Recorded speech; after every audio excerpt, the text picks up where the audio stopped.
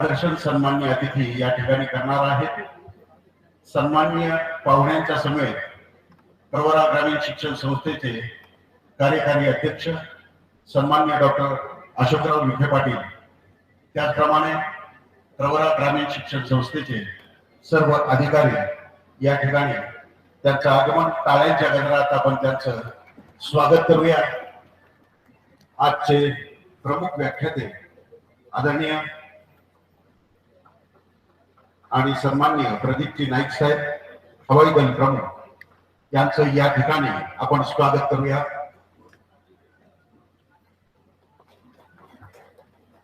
धन्यवाद. मी प्रमुख पाहुण्यांना विनंती करतो की पद्मश्रीच्या प्रतिमेचं पूजन आपल्या हस्ते या ठिकाणी संपन्न व्हावं. विखे पाटलांच्या दूरदृष्टीने आणि सहकार धोरणाने विकासाच्या दाही दिशा प्रवरा परिसराच्या वैभवात दिसून येतात. त्यातूनच अंधारातून भूगवतीच्या दिशा उजळून निघाल्या, कारण त्यांची फक्त दूरदृष्टी. आणि म्हणूनच आज या ठिकाणी हे 16वे वर्ष ही स्मृती व्याख्यानमाला या ठिकाणी आपल्या सर्वांच्या उपस्थितीमध्ये संपन्न होत आहे.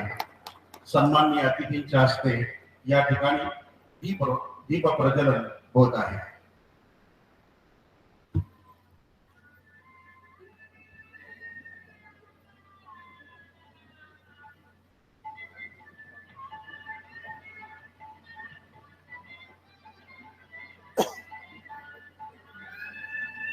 धन्यवाद सर.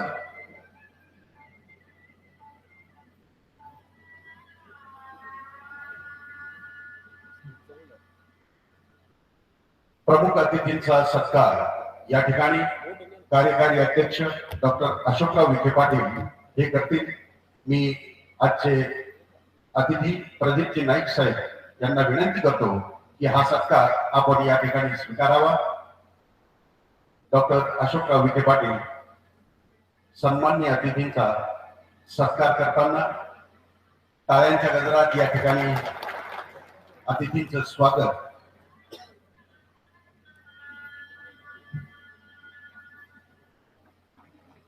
धन्यवाद sir.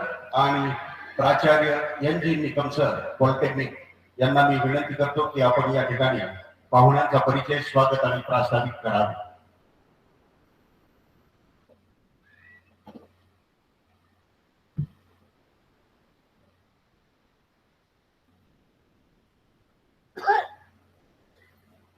Good evening to everyone. A very warm welcome to former District Marshal, Honorable PB Naik, and Honorable Dr. Ashok Vikhe Patil, Executive Chairman PRS, who is chairing this session. I also welcome all dignitaries and invited of the campus. I have a great pleasure of introducing to you the eminent speaker, former Air Chief Marshal, Honorable PB Naik, for the second lecture of 17th Padmashri Dr. Vikhe Patil Memorial Lecture Series. Air Chief Marshal PB Naik is a former chief of the Air Staff who was commissioned into the Indian Air Force on 21st June 1969. Just like our Executive Chairman, the Air Marshal received his initial schooling at Sainik School Satara. Later, as a commissioned officer, he graduated from the Defense Service Staff College and is also an alumnus of the prestigious National Defense College. In his distinguished career of 40 years, he has flown a wide variety of combat and training aircraft. After initial training on the HT-2, he has flown the Vampire and the Hunter, and he has had extensive operational experience on all variants of the MiG-21. He is qualified flying instructor with vast instructional experience and a fighter combat leader. Indeed, he was selected as one of the first 8 pilots who were responsible for induction of MiG-23 PM into the Indian Air Force. his career, the Air Chief Marshal has held numerous important staff appointments at different headquarters. He has been a senior Air Staff Officer at Air Corporal Western Air Command, the Air Officer Commanding in Chief of Central Air Command, and the Vice Chief of Air Staff prior to his appointment as Chief of the Air Staff. For his exceptional service to the nation, he was awarded the Param Vishish Seva Medal and Vishish Seva Medal. He was also appointed as Honorary ADC to the Honorable President of India. Widely respected for his thoughts on national security and strategic matters, he has delivered talks at several forums. It is a matter of pride and honor for us that he is here today to share his views and perception with us. Thank you very much. धन्यवाद sir. मी प्रमुख अतिथी प्रदीप नाईक यांना विनंती करतो की आपण व्याख्यानाला सुरुवात करावी. तत्पूर्वी सरांसाठी सूचना, आपले भ्रमणध्वनी बंद करावे.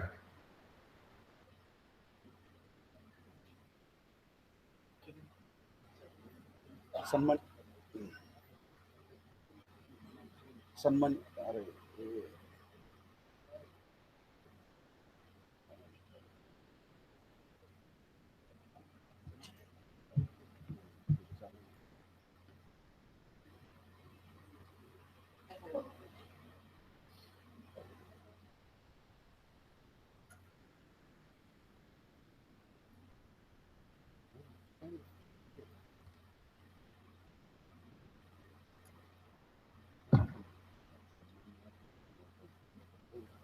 मागे ऐकूया का सगळ्यांना?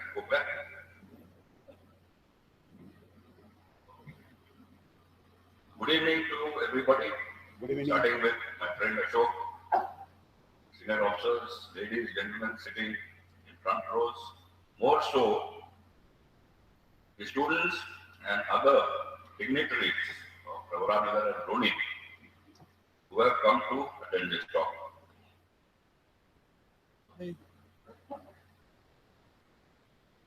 अभी मला जेव्हा अशोकने सांगितलं की नॅशनल सिक्युरिटीवर बोलायचंय, आय वॉज व्हेरी हॅपी. अच्छा, by the way, my talk is in English, कारण मला मराठी येतं होतं सर. 8वी पर्यंत मी सुद्धा शिकलोय विले पार्ले टिळक विद्यालयामध्ये. पण त्याच्यानंतर एअरफोर्स मध्ये राहून वगैरे ती बोलायची सवय गेली. फॉर्मल मराठी बोलायला जरा मुश्किल, म्हणजे आयत्या वेळेला शब्द सापडत नाही. आय स्पीक इन इंग्लिश, थोडं मराठी वगैरे, तर प्लीज accept करून. So initially I was very happy when he said I have to give a talk on national security. Later on, जेव्हा मला कळलं की this talk is for the students and other people of Pravaranagar, I started shaking in my boots because it is very difficult to explain national security to anybody. Although I've been associated with national security at various levels, in various ranks, national security at various levels for about 40-42 years. But to explain it to somebody is very difficult. Firstly, it's a very vast subject. It is a very dry subject. काही interest वाली गोष्टी नाही आहे त्याच्यात. And thirdly, everybody knows what is national security. I can. You talk about it daily. Media talks about it daily. Parliament talks about it daily. Everybody talks about national security. But let me assure you that not more than 1% people understand what is national security. And that 1% madle, more than 90% people, although they understand what is national security, they do not respect it enough for their own personal gains. Maybe a vote bank, maybe some political gain, maybe some economic gains. They do not respect national security. So today what I have decided is, I'll divide my talk in 2 parts. In the first part, let me connect with you by giving a very simple explanation of what is national security, how it came to be, things like that. Some of the things, most of the things you all will know, Some of the things you may not know. And in the second part, I want to reduce it to the level of the individual. Because most of us in the next 4 or 5 years are not going to be directly involved with national security. But we will be citizens. And what to do as a citizen, as an individual, to contribute towards national security. So 2 parts. Starting with the first part, what is national security? Let us start with evolution of man. Initially, whichever religion you believe in or whichever belief you have, there was one man. One man or woman, I'm not sure who was who, but there was one person over there. These days, women power is also increasing quite a bit. So, whether it was a man or woman, we don't know, but there was a single fellow. He started surviving. He lived through natural hazards. He started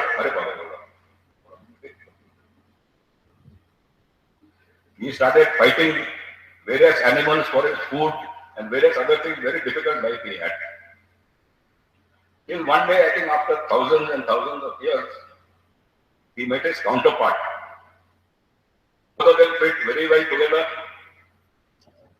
They started liking each other, and whatever happened, thereafter they started having babies. And from an individual, the unit became a family. From a single person fighting another single person, it became a unit called a family. At the same time, they discovered things like fire, aag, kashi control correct. They initially had weapons like, a stick and small things, a stone.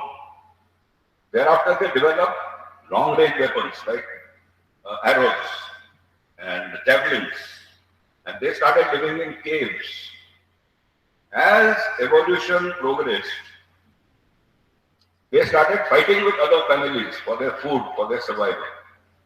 So family became the unit of humanity.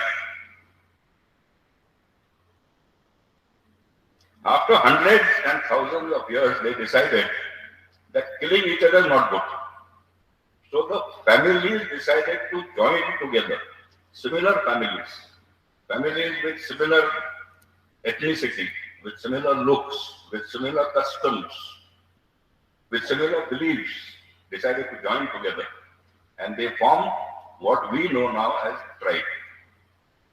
Tribe, T-R-I-B-E. You all have heard of these tribes. In the American literature, you have the Apaches, you have the Sioux. In India, we have the Nagas, we have the Garos, Khasis, Jaintias. These are tribes. They almost look alike. Most of them have the same language also.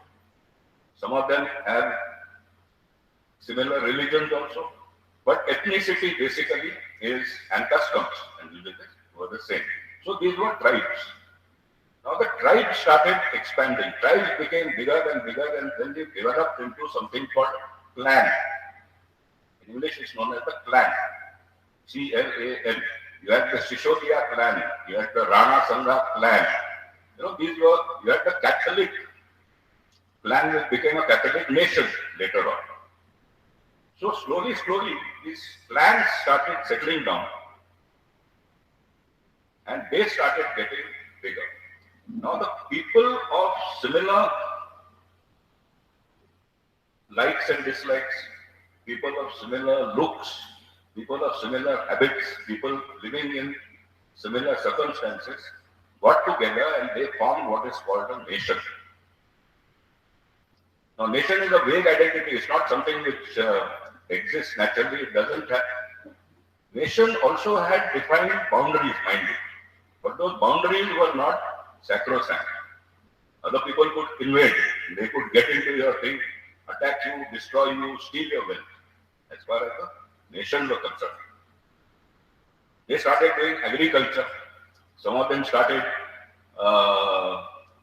poultry, some of them started dairy, some of them started rearing horses. So all these skills were being developed.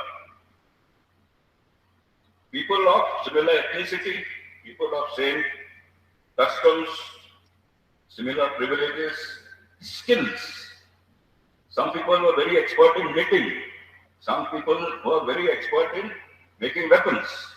So the nation started developing these skills and they flourished.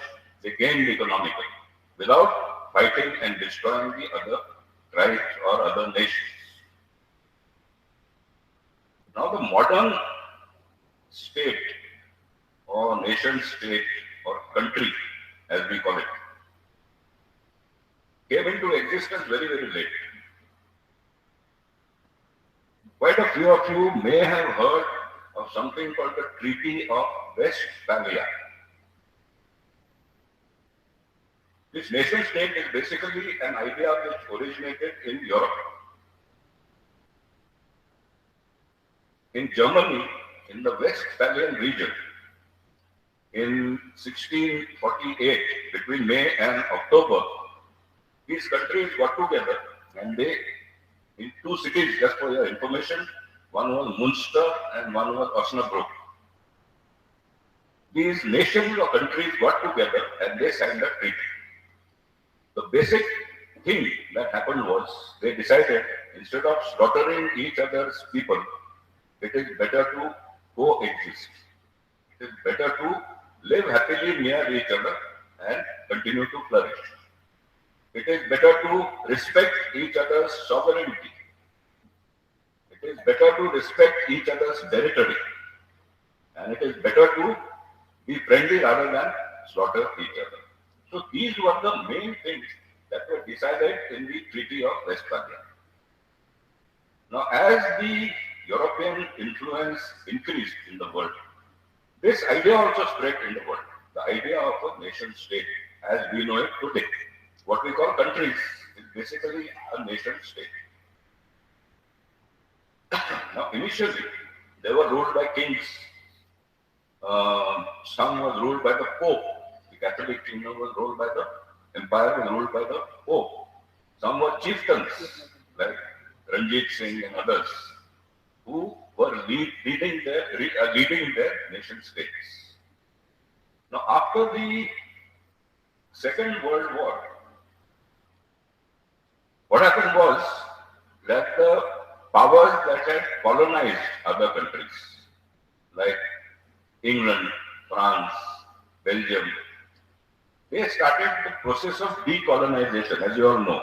After the World War, decolonization started. That means either the colonial masters were not interested or they didn't have enough money and the wherewithal to continue to hold on to their colonies. So decolonization started and that made different states.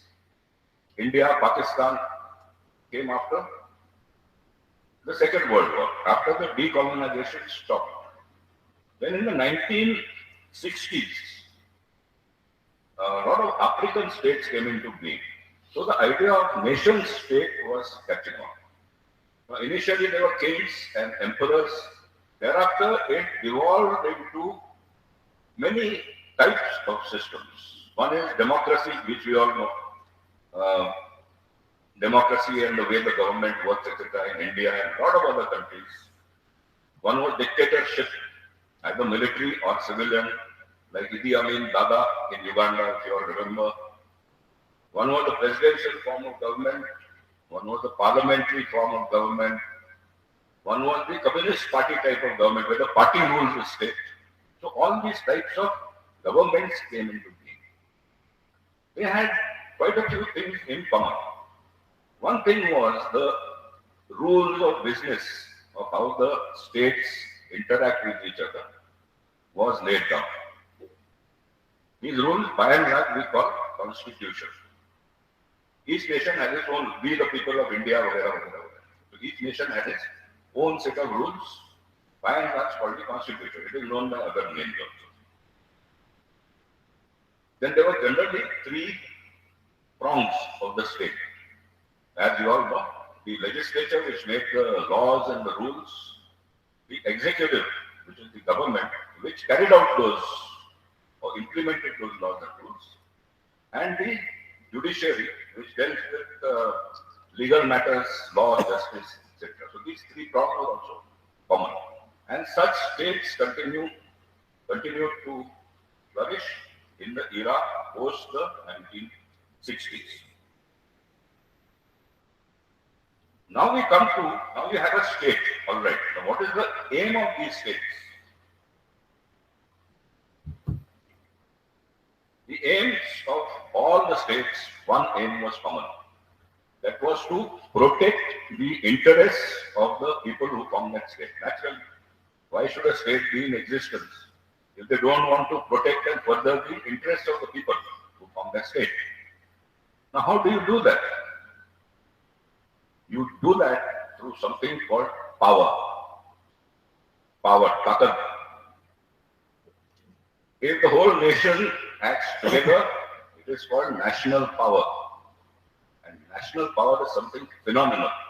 I wish in our country we had people acting together. What power we will be able to project is not even funny. Unfortunately, we don't do that. So we just hear of national power, but we never implement it, we never execute it, except in some circumstances, which I will come to a little later.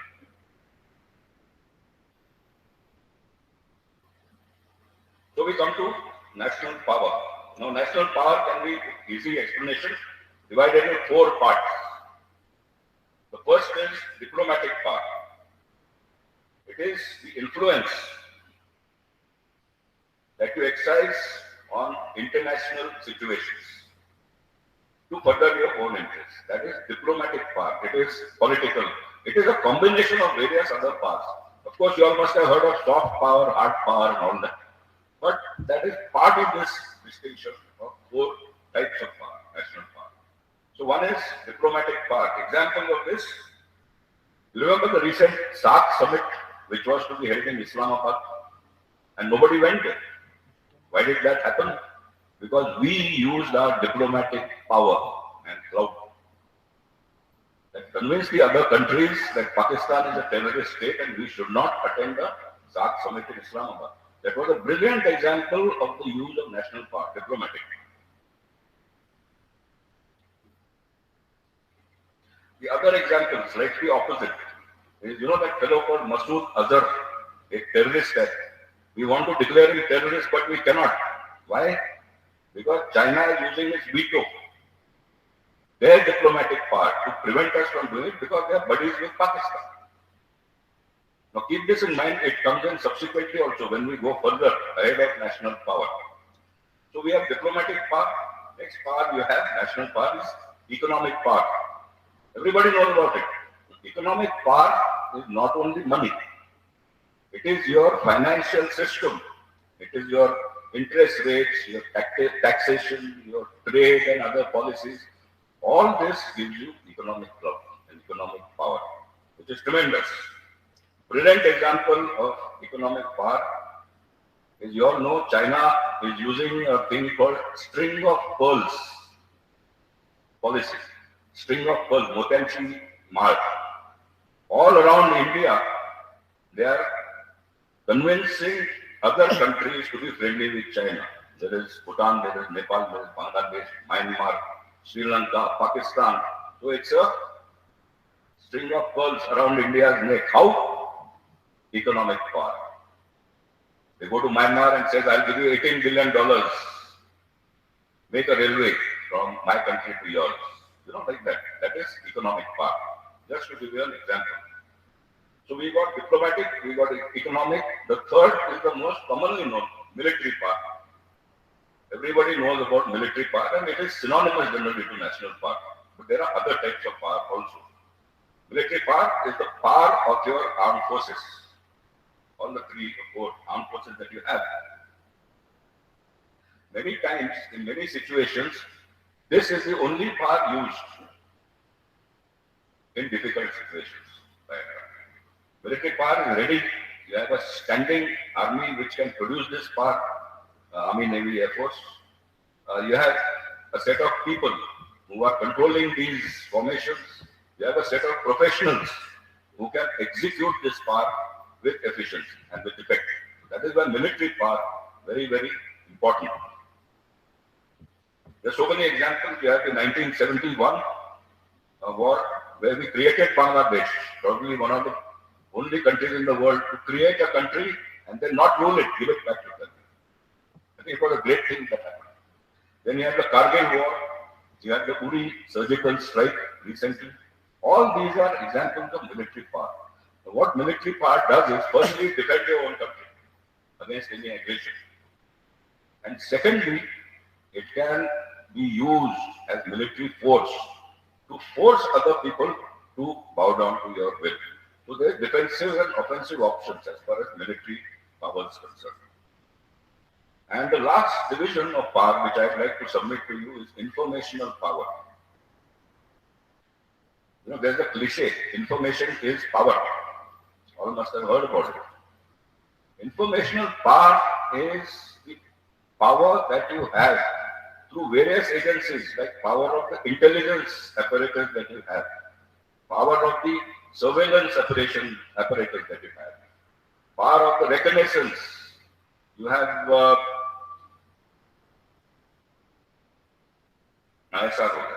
cyber power. Now all these things form a part of information power. And this is also a very important part. Slowly it is becoming more and more important as far as nations are concerned. Informational power. So that is as far as national power is concerned. Now what do we use national power for? What do we use it for? Obviously, for furthering national interests. Now here is where we come to something interesting. National interests. Very few people understand what is national interest. There are a couple of simple definitions which I would like to read out to you. First is very simple. Anything that contributes directly to achieve national aims and objectives. Simple. Anything that contributes directly to achieve national aims and objectives.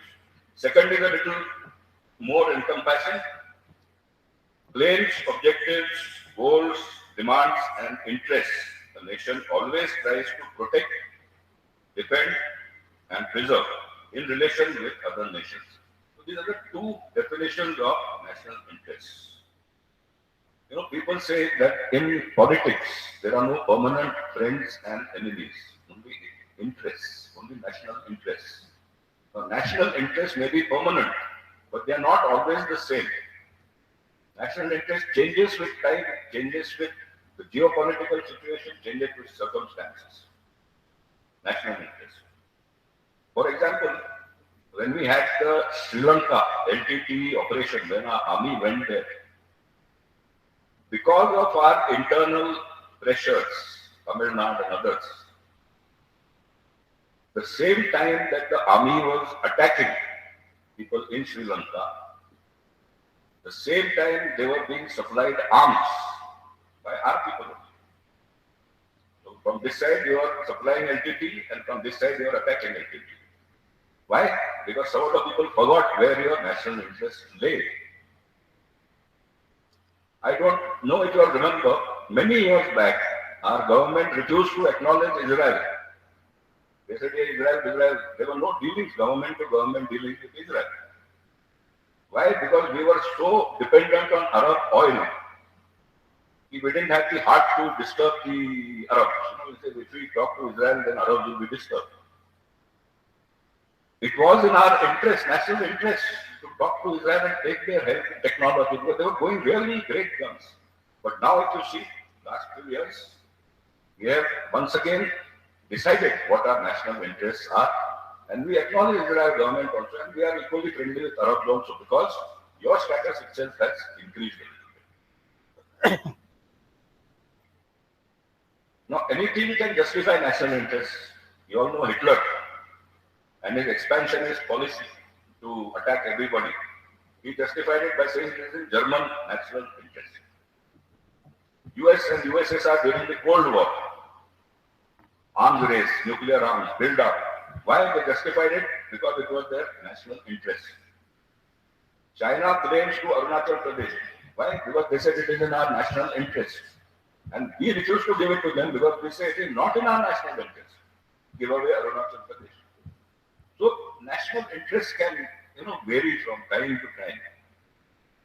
You have a very simple classification of national interest. You have vital national interests and not so vital national interests.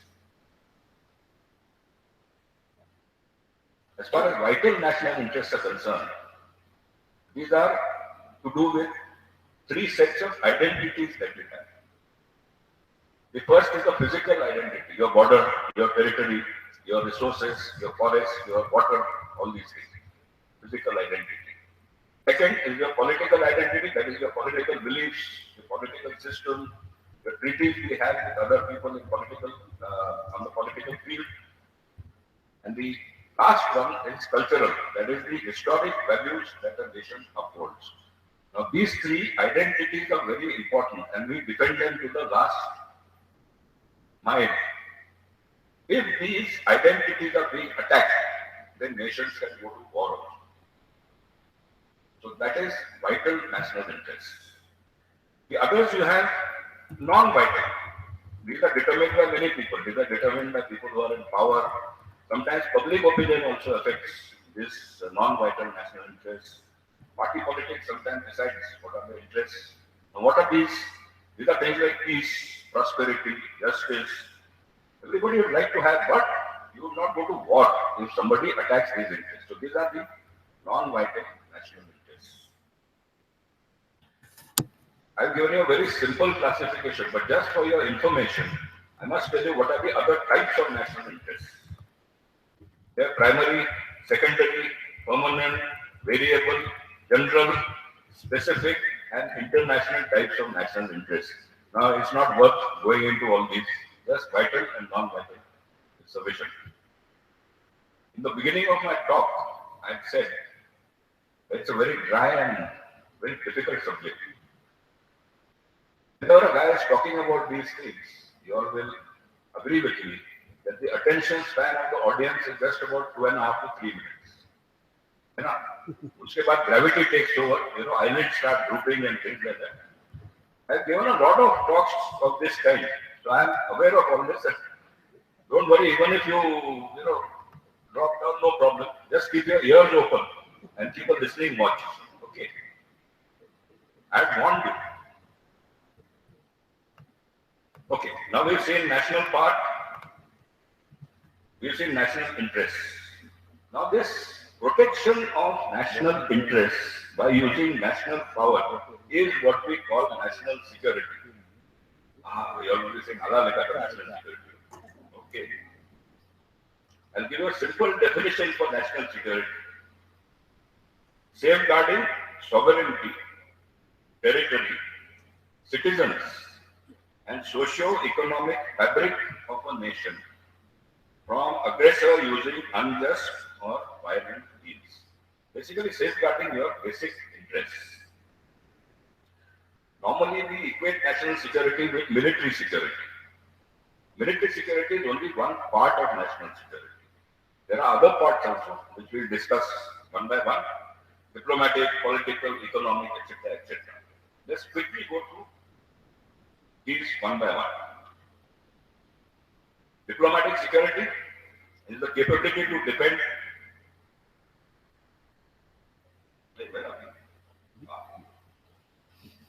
First, let's talk of military security, which is the easiest, well known. It is the capability to defend and deter aggression, or capability to enforce your will on your neighbor or far away by use of military force. That is the military security. You must have military security for any other thing in your nation to carry out. Like if you don't have the security of your borders, no other thing, cultural, historical, artistic, nothing will carry on in the nation. So military security is the basic security. Must have that.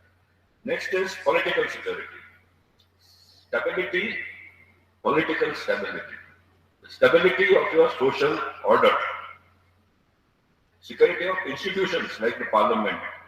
Security of things like your constitution. If somebody attacks it, you would not welcome such attacks, It includes diplomatic security and also includes internal and external security. So this is political security. Economic security. You see, earlier what used to happen was, you went, you attacked another person, and you captured his wealth and you got richer. But in the present world, you can't do that. So economic security today means freedom to practice your own economic policy, freedom to create and protect jobs in all the sectors, freedom to develop your own nation's economy, freedom to use economic clout to further your national interests. So this is economic security.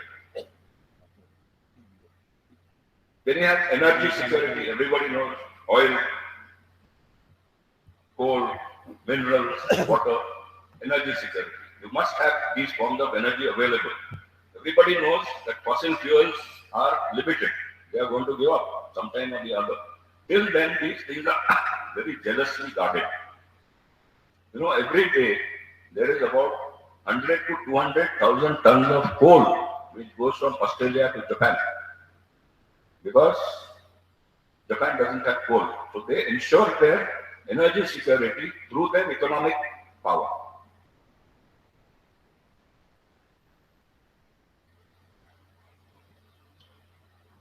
Then you have cyber security. Cyber security is achieving more and more importance. I think everybody is familiar with cyber security. This is cyber power, if used clandestinely, can affect your most critical services, most critical infrastructure, most critical aspects of the economy, most critical aspects of your intelligence.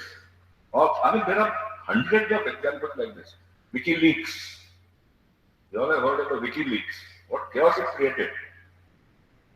During the CWG, Commonwealth Games, which we had in India, I remember not many people know about this.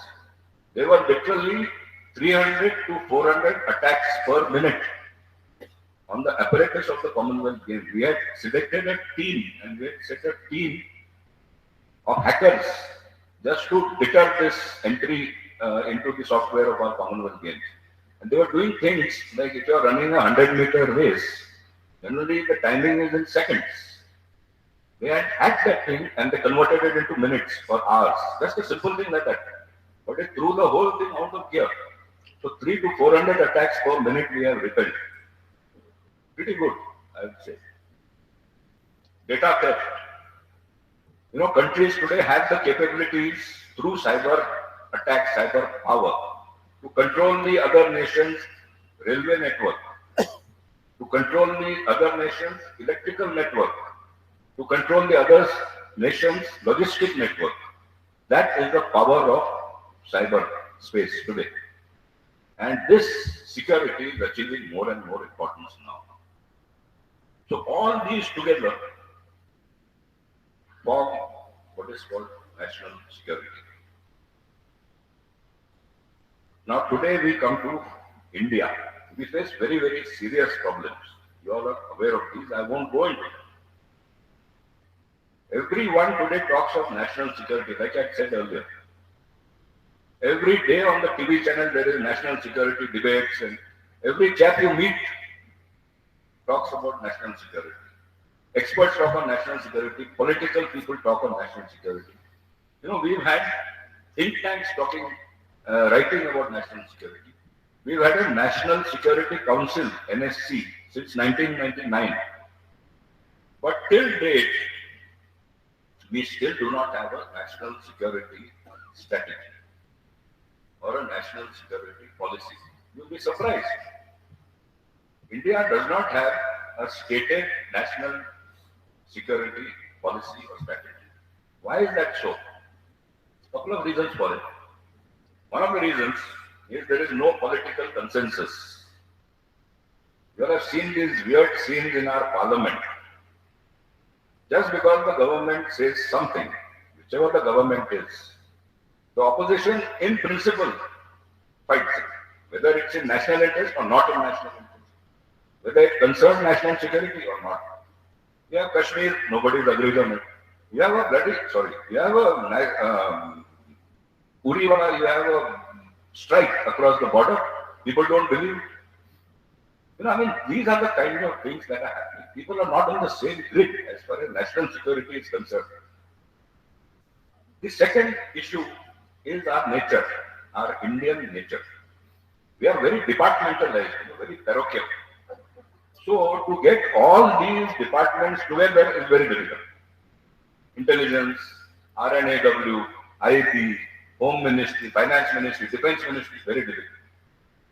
Nobody has been able to do it so far. Chidambaram tried it, succeeded to a certain extent, but that also went. These are the two problems why we do not have a stated national defense security, a national security doctrine or strategy or a document which tells other people what our thinking is. It is also very important. Once you put this down after a public debate or a debate in parliament and after a lot of thought, once you put it down on paper, the other countries around you also can predict, yeah, agar aisa hua, so his reaction will be like so. So it is very important. We do not have that. And I remember for many years, the military has been putting up papers to the government for having such a doctrine. When I was chief, we used to be called, all the three chiefs used to be called by the Prime Minister then for the NSC meeting, National Security Council meetings. There the Prime Minister is there, Dr. Manmohan Singh that time. Finance Minister, Foreign Minister, Home Minister, Chief of IB, RAW, all these people are there. In one of these meetings, what was asked, I was the senior most chief that time. Chief Saab, अगर बॉम्बे जैसा वापस हुआ तो हम क्या करेंगे? Look at that. Today, if such a thing happens, if an attack on parliament happens, we are not sure what we are going to do because we haven't laid it down, because we haven't practiced it, because we haven't thought about it.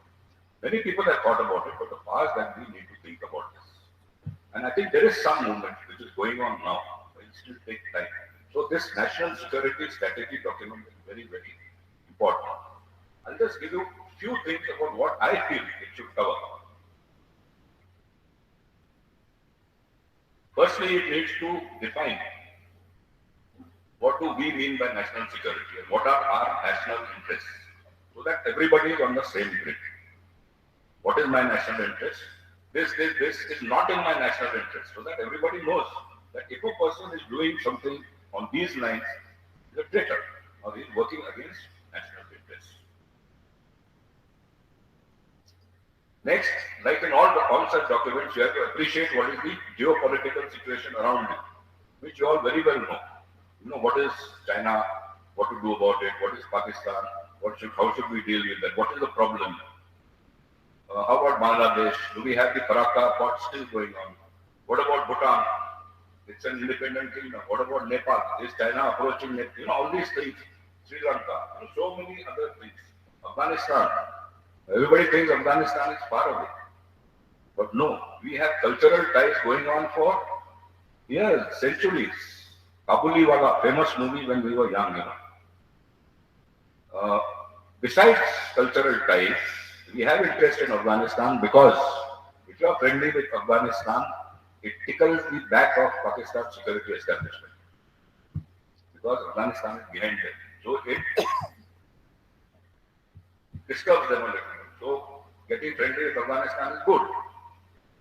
The Central Asian republics, Tajikistan and all the others. We have an airfield in Tajikistan. I hope all of you know. It's a place called Aini, near Dushanbe.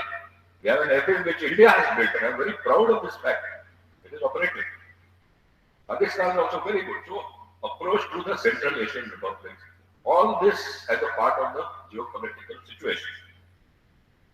Not only land, you have sea, you have maritime security, you have terrorism, you have space. Now, all these things have to be considered and put out. This is what you read about it. That is the geopolitical assessment. What are the challenges? After you describe what is everything, which are the most challenging? For us, obviously, China is the first challenge. Pakistan, immediate, but second. There are other challenges also. There is internal problem. There are Maoists. There are separatists, Gilani, Talani and all this gang in Kashmir. These are all challenges to our security. After you identify what the challenges are, then you should also put down how to cope with these challenges. What do you wish to do in case of China? What do you wish to do in case of Pakistan? What do you wish to do in case terrorist attack through the sea route? What do you wish to do to protect your merchant shipping? Because 8-degree channel passes very close to India, just south of us. So 80 to 90% of world sea trade travels through this. So maritime shipping is also very important part of our economy.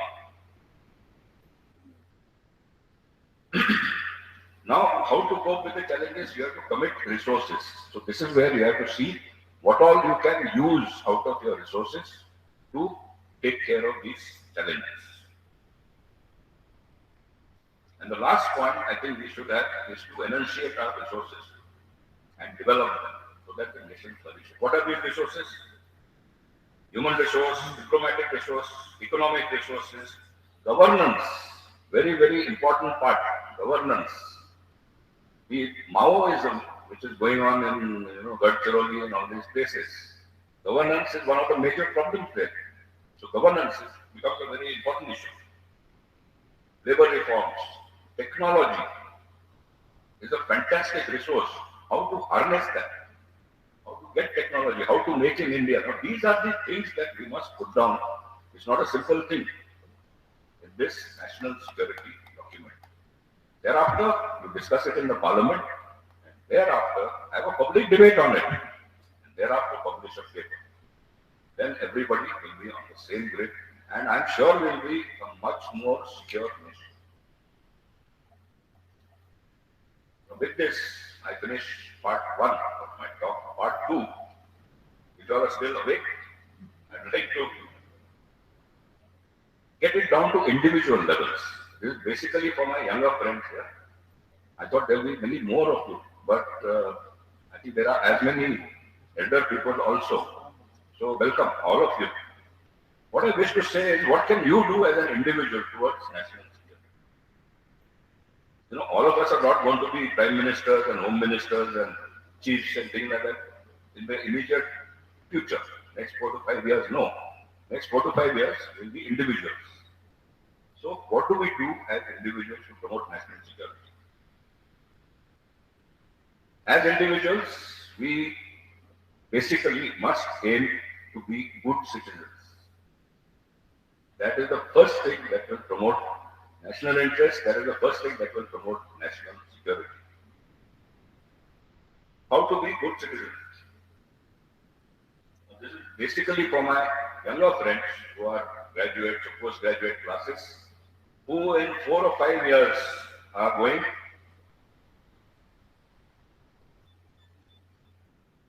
out of the academic environment into the wicked world. I'm sure there are many of you who have already passed this stage. So just look back on your previous days and sympathize with them. Most of us do not know what to expect after we get out of our academic stage, Vidyarthi Dasha as we call it.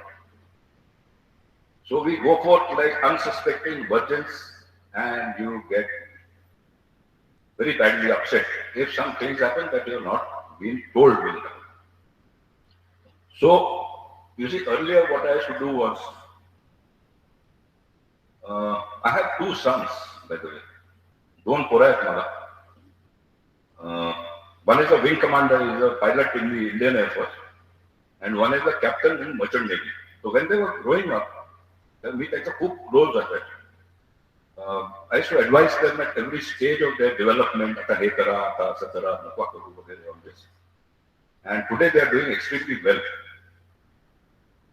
But I must share a small secret with you. माझा एक सुद्धा advice त्यांनी घेतला नाही. So I don't venture to advise any of you today. What I want to do is just share some of my experiences, just some of my thoughts that go toward making a good citizen. That's it. So for the people who are, say, in the last stages of their academic journey, in a few years, some will seek jobs, some will go looking for jobs, some will have their own businesses, some people will join their father's businesses, very few will go for higher education. But there is one common thread that runs through all these people. That is, the citizens of this country will hold you more responsible for your actions. During this academic stage, the blame could be absorbed by sometimes teachers, sometimes parents, sometimes the educational system, etc. But no, after you join the wicked world, you will be held responsible for your actions. So you have to become a more responsible citizen. Keep that in mind. There are certain, I call them gospel truths that you must know. Now, people who graduated from this, please give me a feedback. Did this thing happen with you or no? The first thing you must know is that life is not fair. Life is not fair. You know, you're working somewhere and you feel you're doing a damn good job. But the shabashi will go to your neighbor who's not done anything. It happens. You are expecting a promotion, but the promotion will go to some other fellow who's that your boss is naive. It happens. You're expecting increase in pay. That pay will go to somebody else who you feel is a total tougher. These things happen in life. People who've been through it will accept that this thing happened. Be prepared for that. Otherwise, people get so depressed and they are ineffective. They cannot work any further. So this is the first gospel truth, that life is not fair. The second gospel is you must understand the relationship between success and failure. What is success? What is failure? Success and failure are two sides of the same coin. This is success, this is failure. Now, who doesn't like success? Everybody likes success. And you must keep working towards achieving success. That's very good. Everybody gives you shabash. You know, many more girls look at you when you're successful than when you're not successful. Many more. It happens the other way around also, I hope. People give you a lot of latitude, people give you a lot of lift when you're successful. But what my suggestion is, treat success with suspicion. Because success tends to make you complacent. You know, you all have seen the Indian cricket team a few years back. In a series, they used to win one match, very successful, become very complacent, and lose the entire series. It used to happen. So success makes you complacent. Please treat it with a little bit of suspicion. But by all means, work towards success. In my opinion, failure teaches you much more. You know, it helps you learn things. And it teaches you in a very hard, harsh manner. It makes you look inside yourself. It makes you analyze, sorry, what I'm doing, is it right or wrong? It makes you internalize. Failure teaches you much more. What you should remember is never give up. Failure, don't give up. Don't be afraid of failure. Otherwise, you will land up in a situation which is called a zero-error syndrome. Some of you may have heard of this. Zero-error syndrome is the worst thing that can happen to leadership or an organization. It means the leader has got no trust in anybody junior to anybody subordinate. He doesn't depute anything. He tries to do everything himself. For everything he is afraid. Nothing happens. And that organization stops working. So zero-error syndrome is something you should not get into.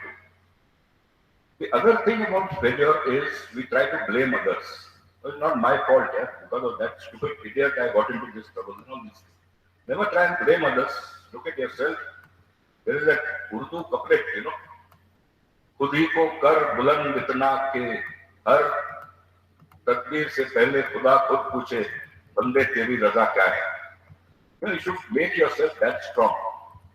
So that is about success and failure. As far as success is concerned, treat it with caution, treat it with humility. It will be much better life. As far as failure is concerned, treat it with dignity and treat it with balance.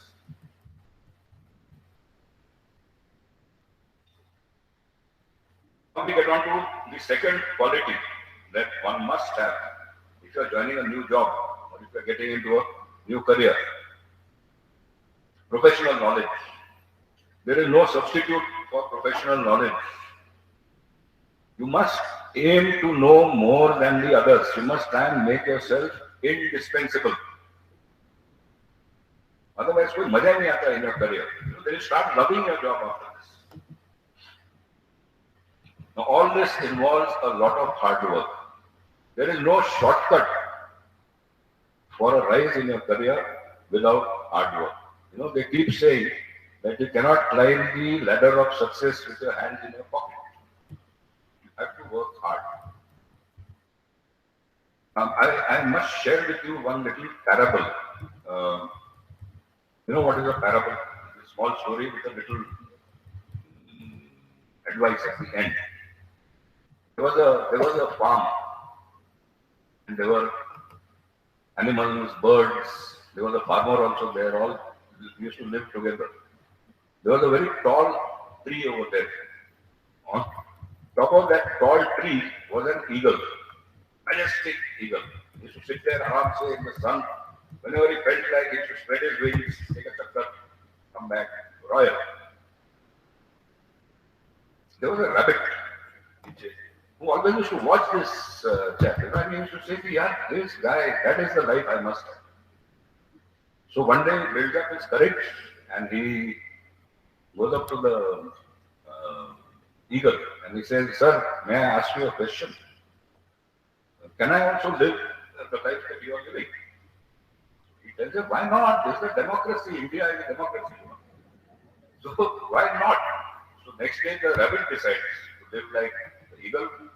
He gets 2 pillows, good novel, and one soft drink or something like that. Goes at the bottom of the tree, pie work or novel whatever.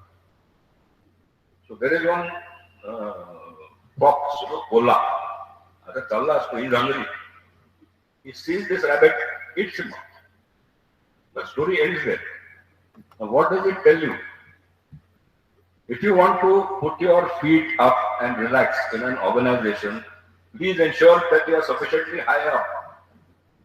If you do it at lower level, somebody will come and eat you up. So there is no substitute for hard work in the beginning of your career. Just keep that in mind. There is no easier way. And I'm sure your seniors, when you talk to them, will also tell you the same thing. The next issue is decision making. Very, very vital as we keep rising. Decision making makes an organization. You all must have seen many bosses who cannot take a decision. Simple thing like placing a chair. No. Aisa karo, thoda.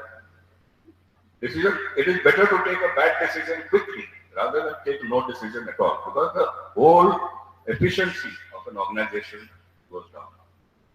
And decisions you will always, by and large, take under conditions of uncertainty. You will never have full intelligence available. By and large, that is the general rule.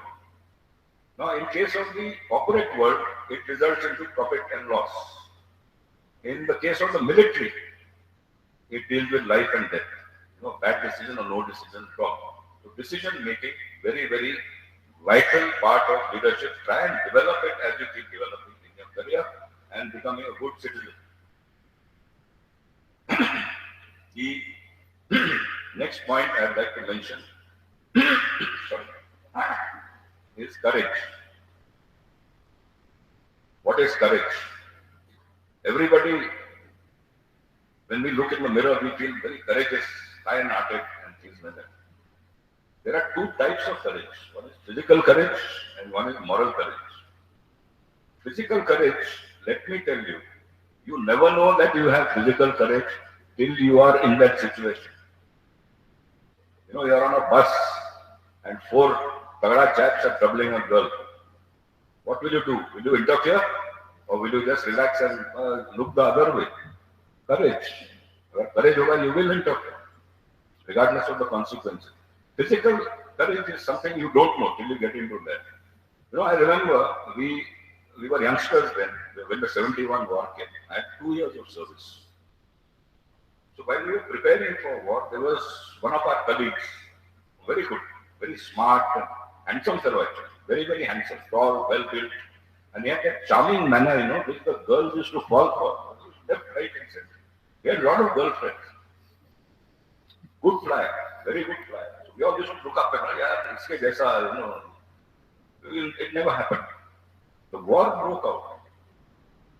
And after the second day, he chickened out. He couldn't fly. He was so afraid of going to war that he couldn't fly anymore. Chickening out or low moral fiber is a very common phenomenon. I mean, we sympathize with it because we were also in the same boat. We were fighting the same war, doing the same missions. He couldn't hack it. So we protected him and quietly eased him out. Finally, he, I think, went out of the. So that is physical courage. You know, I met this guy called Bana Singh.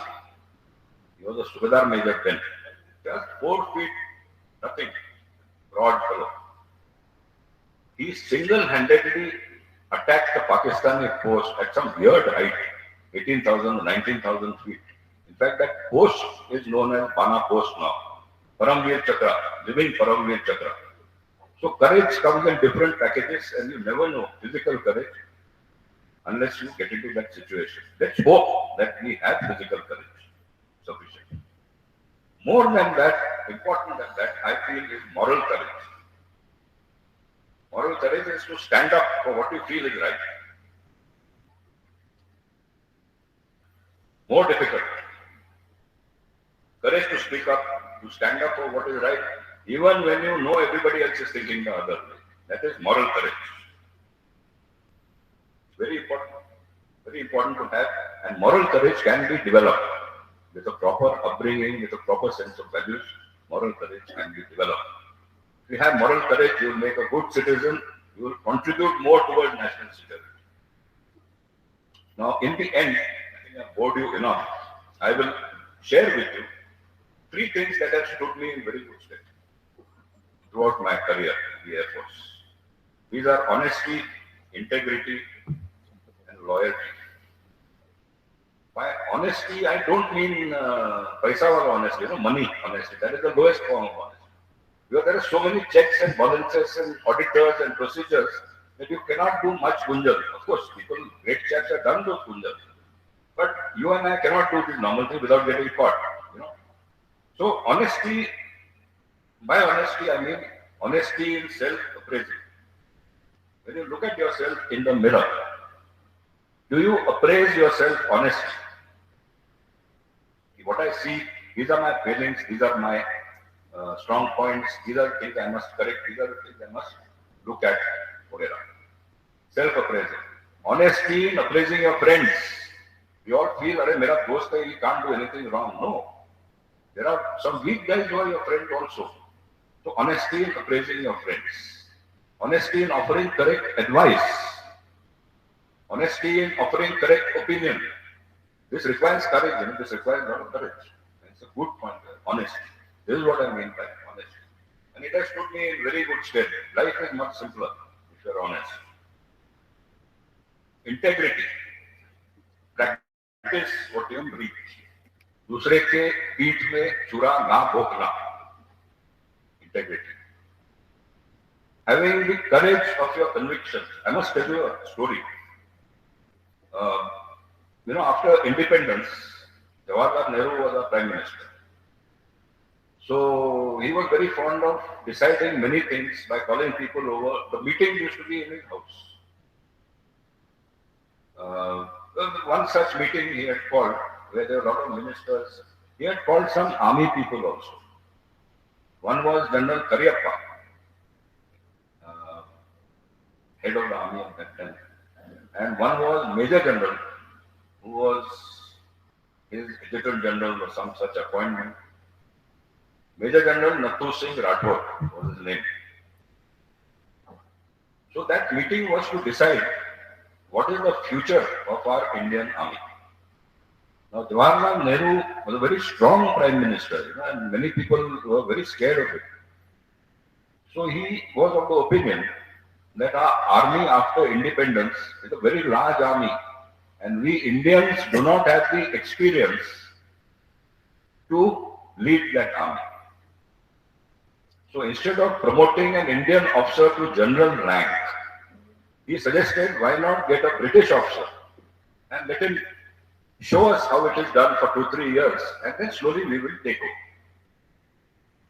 Now, regardless of what opinions people had, nobody said a word because of Jawaharlal. So finally he said, okay, gentlemen, so that's carried.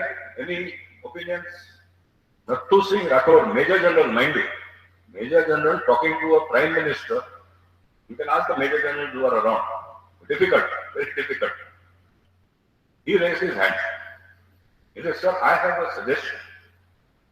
He says, you feel the army is too large, so we should have a British general for a little while. What I feel is our country is also too large. Why don't we have a British Prime Minister for 2-3 years and then we can, carry it. This is the courage of conviction. I mean, he had the guts. Nehruji also, through his greatness, he also agreed, he smiled. And I believe after some time, Nattu Singh was approached. The Saab keh rahe ki aapko general bana dein. So he said, no, I have General Karyappa over here, a very fine officer, good leader of men. I think he should be made general. Now this is what I mean by integrity, courage of one's convictions. Honesty, integrity, and last point is loyalty. Loyalty begets loyalty. In any organization, loyalty is very, very important. Loyalty upwards, loyalty downward also. Especially in the military, loyalty, without loyalty, nothing can happen. Loyalty is another good thing to that. Loyalty to your constitution. Loyalty to your national interests. Loyalty to your country. Very, very vital. If you achieve all these, you'll be a good citizen. And knowingly or unknowingly, without rising to those levels of decision making, you will contribute to national security. Now, in the end, I would like to say that by the next 10 to 15 years, regardless of demonetization, regardless of all these problems, India is going to rise like a giant. I am quite convinced about it. By 2030, our economy is going to be there, in the top, some parts of the country. This is the time we require citizens. Our generation, we are Buddhas now. We finished that job. Whatever we did, good or bad. Now it is your turn. You are the future of the nation. Not sitting here. And you have to contribute. I really envy you because you are going to be participating in nation building at a time when the nation is rising. In the next 20 to 30 years, when you look back, you will see a different India altogether. And I'm sure in this crowd itself, I will find, if I'm alive in 20 to 30 years, many leaders in their chosen professions coming out of this crowd itself. In the end, I'd like to leave you with a last little parable, especially for these leaders of men and women. Keep this in mind. There was this same farm, a lot of animals, birds and all those people over there. There was a farmer and there was a same eagle who used to be on the tallest tree. And like a kid, he lived there. There was a turkey this time, not a rabbit. There was a turkey who used to fly 8 feet and fall down because he didn't have the energy in his wings. So there was a very powerful bull on the farm. Well, so this turkey went to him. He said, Maharaj, I would like to fly like the eagle, but I don't have energy. I don't have power. What do I do? So the bull thought for some time and he said, see, my droppings, I believe, are very, very nutritious. They carry a lot of power and they carry a lot of energy. So they grow. So the turkey said, okay. So next day he rolled himself in the bull's droppings, had some of it, and he found that he could fly 10 feet more. After 2 weeks, he flew 50 feet. So regularly imbibing the bull's droppings, finally he managed to really fly like the eagle. And one day he flew and he sat on top of a tree, enjoying himself. The farmer came out. He looked around and he saw a turkey sitting on the top of the tree. He said, what the hell is this guy doing there? So he took out his shotgun and he shot that turkey. Okay. Lesson learned from this is, bullshit can take you to very high levels, but it cannot sustain you there. With this, I come to the end of my talk, and I thank you for your patience.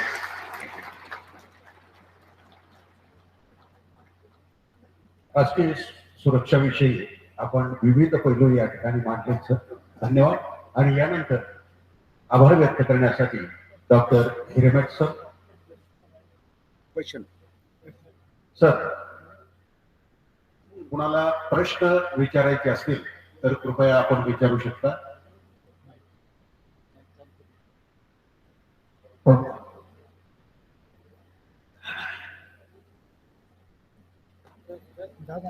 ऐका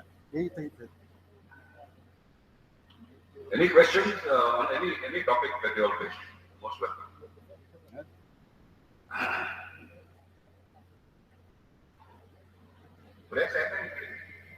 Hello. First of all, sir, very good evening to you. I salute to you for your integrity, loyalty, and honesty. Now, sir, I just want to ask one question to you. The existing government, that is Modi government, is able to successful to making the diplomatic power in front of the whole nation to making in respect to national interest or national security. Sorry, I didn't get your question. The question is that the Modi government is successful to putting the diplomatic power to whole nation or entire world in respect to national security. Is the Modi government successful, you want to say, using diplomatic power? Diplomatic power alone is never sufficient. It is sufficient for some sets of people. You have to combine lots of power. You have to combine diplomatic power, economic clout, military clout. Only then the entire world will listen to you, not otherwise. Okay, so my next question, please recognize the complete Indian democracy or presidential democracy is having the two terms. Definitely, we having the experience. Presidential democracy is successful in respect to national security. मला ऐकू दे, म्हणजे कळत नाही काय म्हणतात. Clear नाही. The presidential democracy is successful to achieving the perfect or very complete national security. Democracy. Yeah. Sometimes America, Russia, or Japan of like countries, they are having presidential democracy, but Yeah, India yeah. doesn't have. Okay. So it's failure in national security particularly. You know, in India, I have always been of the opinion that we got democracy too early. We got democracy before literacy, before understanding the meaning of democracy. That is why these problems. Not that the other countries don't have these problems. People thinking in different directions, causing dharna in the house and all those things. Other countries also have that. They have full-fledged fights also in the parliament houses. But in our country, the percentage of people who are illiterate is much larger. That is why democracy may not always point towards national security.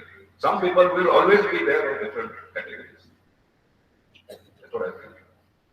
Have I answered your question?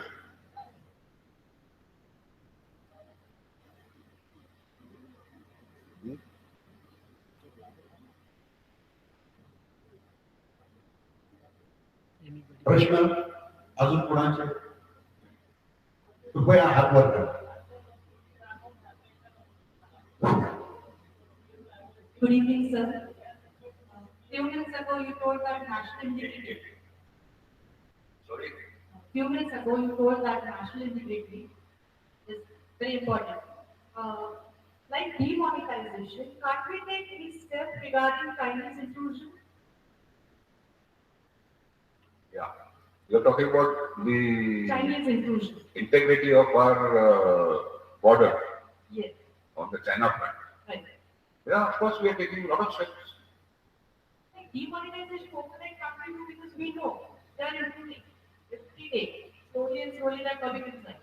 You see, demonetization happens through word of mouth. Somebody picks up a phone and says 500 and 1,000 there. And the whole world knows, the whole country knows. For moving men and material there, it takes a lot of time. And it's been happening. And they've been coming in is not very true. They've been coming in and going back. We've also been going in and coming back. So a lot of these things are happening. Don't worry, China is not going to take Arunachal Pradesh. Are you from Arunachal by any chance? No. Sir मेरा सवाल है sir, sir mic दक्षिण एशियाई जो देश है इनमें जो आज शांतता है तो अरेबियन कंट्रीज में क्यों नहीं है? तुर्की है, इराक है, सीरिया है, पॅलेस्टाईन है. इनके म्हणजे यांच्यात झालेल्या अंतर्गत जी बंडळी याला प्रमुख कारण काय?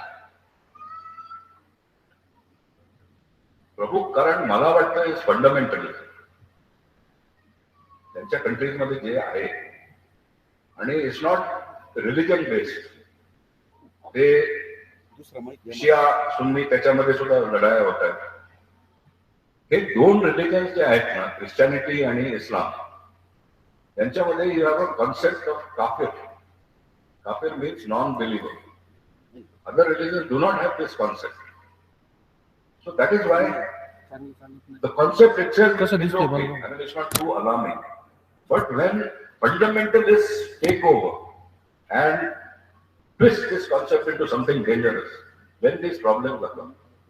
That is why there are these problems in IS and all those cases, Libya, Iraq, Iran, all these cases. The Iraq problem was not of their making. The Iraq problem was of the United States making. It was different. They said that they had weapons of mass destruction, but now it is coming out that there were no weapons of mass destruction. It was for control of oil. In fact, the Middle East, the whole of Middle East, Jordan, has been under pressure right since, I think, 1920s or 30s because of oil. Lot of money, no education, no infrastructure, nothing. Sorry, sir, you were saying something. And then the thing about आपण जे सांगितलं पश्चिम देवाला जर आज एखाद्याने विचारलं तर आजचे PM किंवा आजचे या सगळ्या या सिस्टम मधले जे पीएम आहे ते ऍक्ट करतील का किंवा त्याचं I think so. I see no reason not to. मला जरूर वाटतं की असं कोणी म्हणाला तर ते ऐकेल आणि hassle. But I must also share with you. एकदा टीव्हीवर टीव्हीवर नेटवर I saw an interview with Javed Akhtar. Javed Akhtar माहिती आहे सगळ्यांना. इरफान अख्तरचा बाप. For the girls who don't know Javed Akhtar. Javed Akhtar was talking to, I think, one of the TV commentators. आणि तो म्हणाला की शोले पिक्चर मध्ये एक सीन आहे. there is a शिवजीची मूर्ती आहे आणि हेमा मालिनी अशी पुढणं येते शिवजी वगैरे काहीतरी आणि Dharmendra standing behind that Shivji मूर्ती आणि सेज कन्या तुम ऐसा करो वीरू के साथ something if you remember that scene people who seen Sholay. तो जावेद अख्तर म्हणाला की look I am a non believer. I am neither Hindu Muslim Sikh ईसाई कुछ नहीं हूं. I am a non believer. But today if I have to produce a movie and put this scene in that, I'll think 10 times because our country itself has become intolerant. The kind of nonsense what are silly things we keep fighting on. So that is your answer.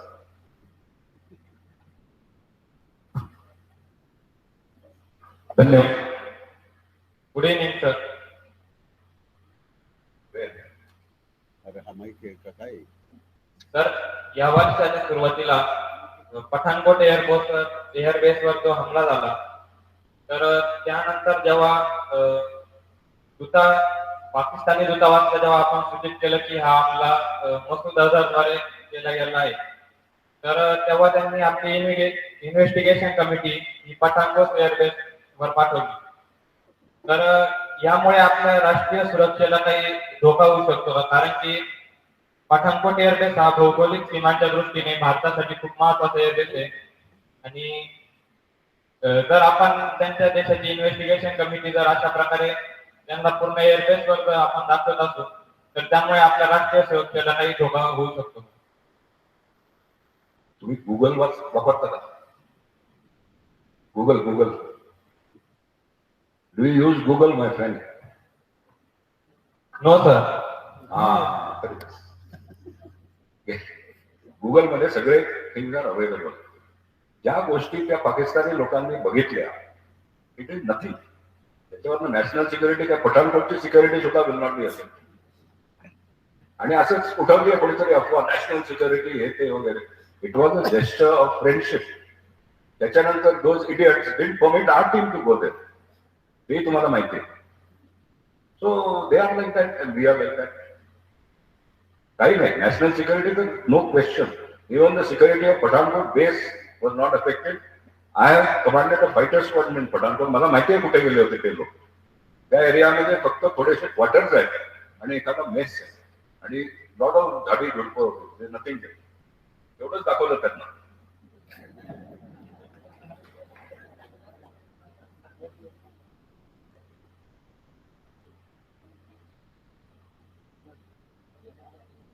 आपले धन्यवाद sir. आपले मी धन्यवाद व्यक्त करतो आणि आभार व्यक्त करण्यासाठी डॉक्टर हिरेमठ सर, प्राचार्य ही करणार सर.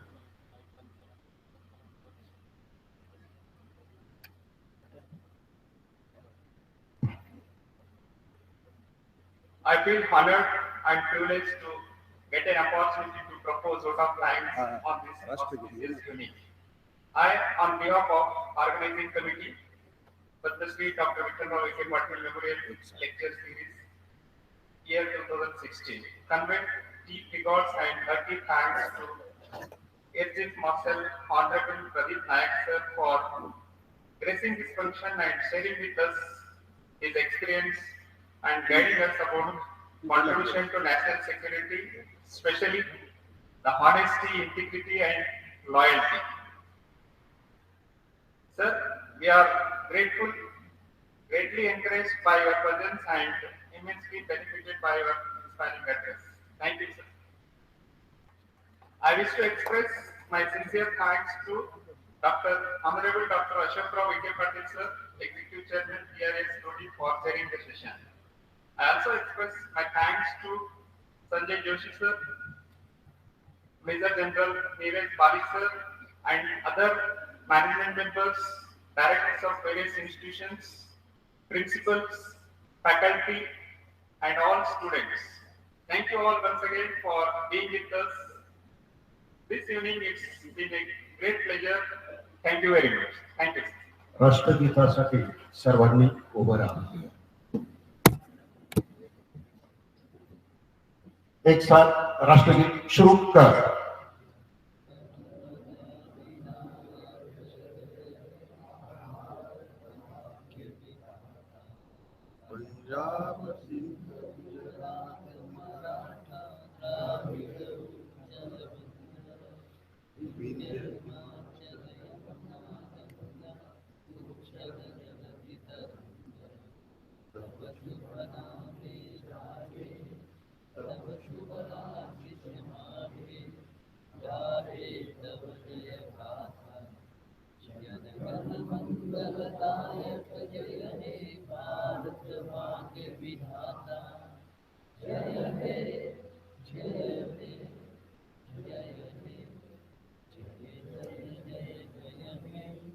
भारत माता की धन्यवाद.